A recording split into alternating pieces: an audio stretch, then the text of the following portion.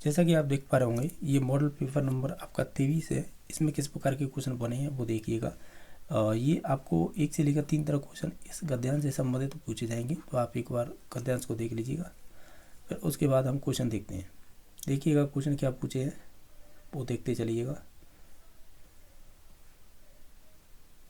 ये है कि 1 number question, Ashok fill in the blanks वंश के राजा थे, तो ये गद्यांश पे देखा था, तो ये संबंधित हो जाएंगे आपके मौर्य वंश से, तो ऑप्शन नंबर 1 सही हो जाएगा। फिल इन द ब्लैंक्स, युद्ध के बाद अशोक दुखी हुआ था या दुखी हुए थे, तो ये संबंधित हो जाएगा किस युद्ध से, वो कलिंग का युद्ध था उसके बाद। ठीक है, जीत का विलोम क्या होगा, तो जीत का विलोम हो जाएगा आपका हार। नेक्स्ट क्वेश्चन है कि रत्नाकर में कौन सी संधि होगी, रत्न प्लस आकर, रत्नाकर, तो ये संबंधित हो जाएगी आपकी सवर्ण दीर्घ, यानी दीर्घ संधि हो जाएगी। ये कह रहा है नेक्स्ट क्वेश्चन 5वां के लुटेरा शब्द का सही विभाजन क्या होगा, तो हम ये कहेंगे लूट प्लस एरा लुटेरा बनेगा, यानी एरा इसमें प्रत्यय हो जाएगा, लूट मूल शब्द हो जाएगा। निम्न में से अनिश्चयवाचक सर्वनाम किस वाक्य में दिया हुआ है, तो अगर आप सभी ऑप्शनों को देखेंगे कि ये कोई है ना, ये एक आपका अनिश्चयवाचक सर्वनाम होता है, यानी बाहर कोई खड़ा है। अब क्वेश्चन नंबर नेक्स्ट देखिए, निम्नलिखित में से कौन सा शब्द है विशेषण नहीं है। अगर ओवरऑल देखें तो हम कहेंगे मनुष्य होगा, इसमें विशेषण नहीं है, बाकी सभी विशेषण है। इनमें से किस विकल्प में विलोम शब्द दिए हुए हैं, तो अगर ओवरऑल देखें तो खंडन और मंडन, ये वाला विलोम शब्द सही है, बाकी कोई सही नहीं है। नेक्स्ट देखिएगा, क्वेश्चन नंबर आपका 9 है। इसमें पूछा है कि चपल का विलोम क्या होगा, तो इसका मतलब होता है गंभीर। निम्नलिखित में से कौन सा शब्द है जो लक्ष्मी का पर्यायवाची नहीं होगा, अगर ओवरऑल सभी ऑप्शन को देखें तो वो इला हो जाएगा। कौन सा शब्द है तद्भव होगा, तो हम ये कहेंगे इसमें से आपकी प्यास है वो एक तद्भव रूप हो जाएगा। नेक्स्ट देखिएगा, अजर अजर शब्द का युग्म का सही अर्थ क्या होगा, तो हम कहेंगे अजर माने देवता हो जाएगा, और आपका अजर माने हो जाएगा आंगन, ऑप्शन नंबर 3 सही हो जाएगा। क्वेश्चन नंबर देखिएगा नेक्स्ट 13वां, कि हर समय दूसरों की कमियां ढूंढने वाला वाक्यांश के लिए सार्थक शब्द क्या होगा, तो इसके लिए हो जाएगा छिद्रान्वेषी, तो ऑप्शन नंबर 1 सही हो जाएगा। क्वेश्चन नंबर 14वां है, मृग चौना शब्द इनमें से किस समास का उदाहरण है, तो इसमें से हो जाएगा संबंध तत्पुरुष का।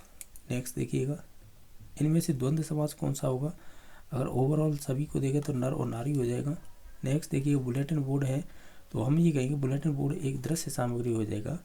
अधिक विश्वसनीय परीक्षण कौन सा होगा, इनमें से देखें तो वो हो जाएगा प्रमाणीकृत परीक्षण। नेक्स्ट देखिएगा, सीसीई में व्यापकता का आशय निम्नलिखित में से नहीं है, अगर ओवरऑल सभी ऑप्शनों को देखें तो प्रश्नों की व्यापकता इनमें से नहीं होगी।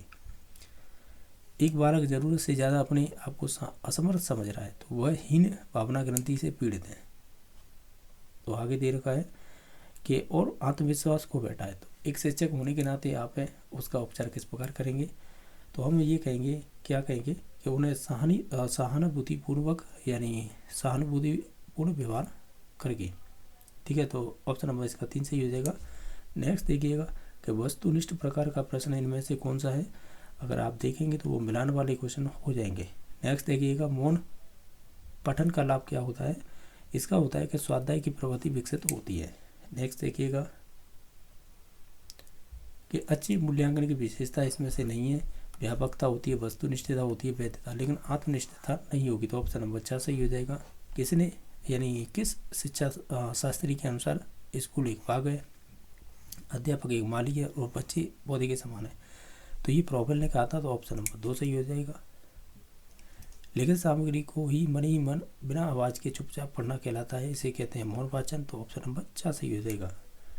नेक्स्ट क्वेश्चन नंबर देखिएगा, इसमें पूछा है जिस प्रकार चित्रकार के लिए तुलिका और फलक वांछनीय है, ठीक उसी प्रकार अथवा उससे भी कुछ अधिक अध्यापक के लिए श्यामपट्ट तथा खड़िया के टुकड़े का महत्व, ये दोनों वस्तुएं सफल अध्यापक की सतत संगिनी है। ये किसके बारे में कहा गया है, तो ये कहा गया है आपके पंडित सीताराम चतुर्वेदी ने कहा है इस कथन को।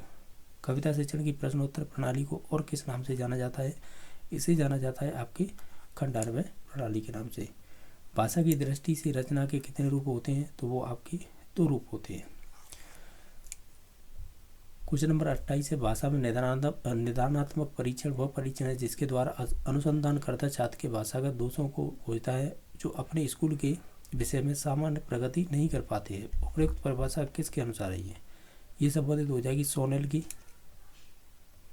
29 नंबर का क्वेश्चन ये है कि लिखाई का कार्य पढ़ाई के कार्य से पूर्व शुरू होना चाहिए क्योंकि लिखाई या पढ़ाई की अपेक्षा सरल है। लेखन शिक्षण के संदर्भ में मत व्यक्त किया है तो ये आपके मारियो मोंटेसरी ने किया है।